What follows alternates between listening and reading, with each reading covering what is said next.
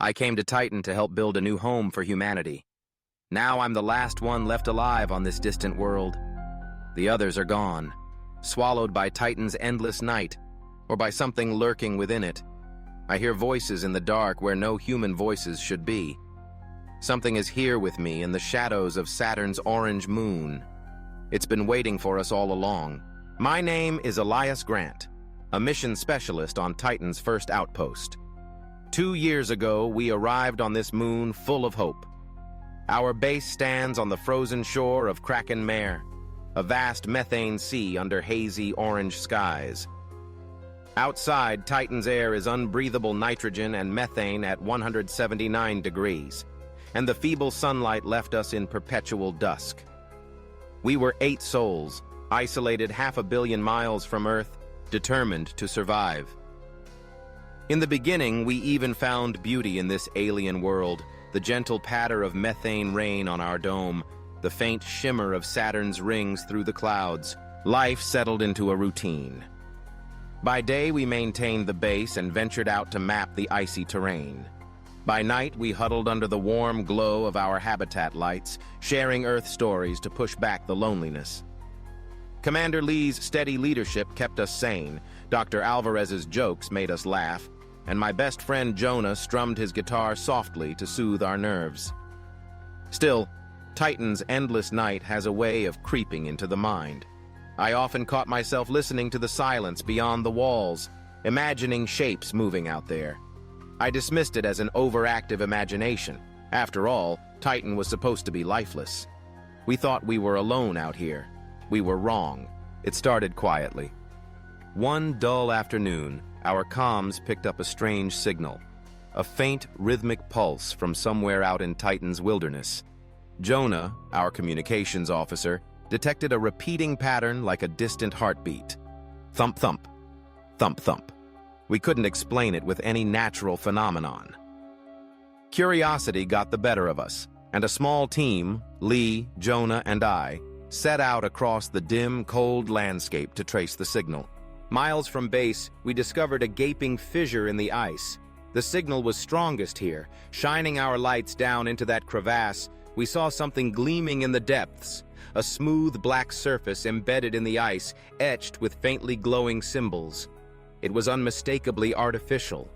With excitement and fear tingling in our chests, we climbed down and stood before an alien artifact half buried in Titan's crust. Carefully, we pried off a fragment to take back for study.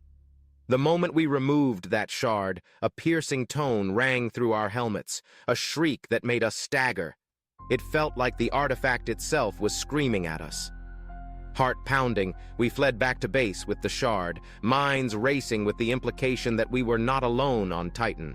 That evening, excitement warred with dread in the habitat. While we prepared to analyze the black shard, some argued we should inform Earth immediately. Commander Lee urged caution until we had more data. Jonah was particularly quiet. He confided to me that during the artifact's shriek, he thought he heard a voice beneath the noise whispering his name. I tried to reassure him it was just ringing ears and nerves. Still, unease hung over us all. Late that night, an alarm jolted me from sleep. Someone was opening the outer airlock. I rushed to the hatch to find Jonah in his suit, disengaging the safety locks. He was sleepwalking, or in some kind of trance. I yelled, but he stepped out into Titan's lethal cold without a word. I barely got my own suit on in time to stumble outside after him. Jonah was already swallowed by the orange fog. We searched frantically for hours, calling his name into the dark. At dawn, all we found was his helmet, lying cracked on the frozen ground by a shore of liquid methane. There was no sign of his body. Jonah was gone, lured out into the endless night by something we couldn't see. It was the first hint that an unimaginable danger had awakened beneath us. Our attempts to study the black shard only deepened the mystery. It defied analysis, and at night we swore we heard it humming faintly in its sealed case. Strange things started happening in the base. Lights flickering in unusual patterns, equipment turning on by itself, and soft whispers echoing in the halls when no one was there. Paranoia gripped us all. Then more of us began to disappear. A week after Jonah vanished, We awoke to find O'Neill gone from a locked habitat module. No sign of how he left. Days later, Silva walked away during a routine exterior check and never returned. One by one, our colleagues were being picked off in impossible ways. We knew then these were not accidents. Something was hunting us, the very presence we had awakened beneath the ice. One night, as methane rain battered our dome, the base motion sensors began to blare. We gathered at the window and peered into the swirling fog.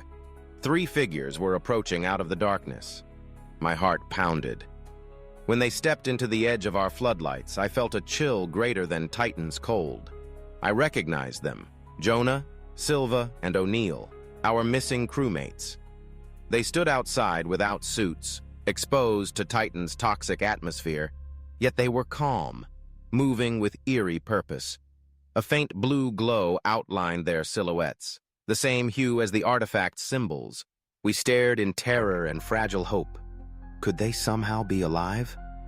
Then I noticed their eyes, flat, pale, shining with that otherworldly blue light.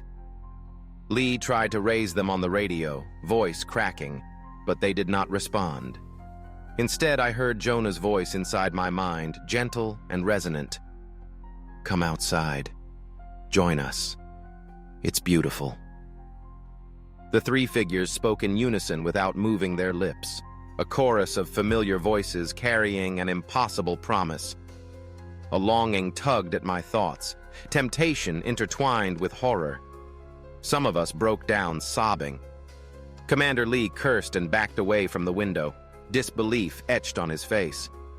The rest of us could only stare, trembling, at our lost friends standing out there, transformed into something beyond our understanding. Commander Lee snapped. Shouting that he'd end this nightmare, he grabbed our lone shotgun and manually overrode the airlock. Before we could stop him, he charged out into the fog toward the figures. We watched from the window in horror as the blue-lit shapes moved impossibly fast. There was a flurry of motion, a sharp cry, and Lee was gone, dragged into the darkness. His radio fell silent. Now, only Dr. Alvarez and I remained. The base power flickered and died, leaving us in darkness save for the glow outside. In the eerie silence, Alvarez turned to me with tears in her eyes and a strange calm on her face. "Maybe they're not here to hurt us," she whispered. Before I could react, she opened the hatch. A rush of icy air burst in. I grabbed her arm, but she stepped out into the night. I was left alone at the threshold, shaking. The alien chorus gently called my name in my mind. "Elias, come." I wish I could say I resisted. But isolation, fear, and a desperate hope got the better of me. With a deep breath, I followed Dr. Alvarez outside. The cold hit me, but I did not freeze. A shimmering blue aura danced over my skin, holding Titan's deathly atmosphere at bay. I stumbled forward, and the figures surrounded us. Jonah, no, the being that had once been Jonah, smiled kindly and took my hand. In his eyes I saw no hostility, only an unfathomable depth. He and the others turned as one, leading us across the icy plain toward the glowing fissure. At the gaping crevasse, I peered down and felt both terror and awe. Below, something vast and luminous stirred, an ancient presence reaching up. This was the source of the signal, the intelligence that had been calling to us.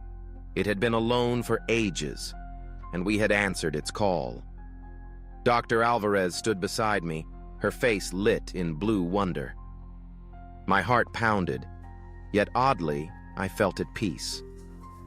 I understood, in that final moment, that we would become part of whatever it was. Hand in hand with my lost friends, I stepped over the edge and descended into the light. As I fell into the embrace of the unknown, I spoke one last message into my helmet recorder, unsure if anyone would ever hear it. We are not alone. We're going to join them. Thank you for listening to The Lost Colony on Titan, Unraveling the Mystery. If this story drew you in, consider subscribing for more journeys into the unknown. What do you think really happened to the Titan colony? Let me know your interpretation in the comments. Stay curious, and until next time, Keep exploring the final frontier.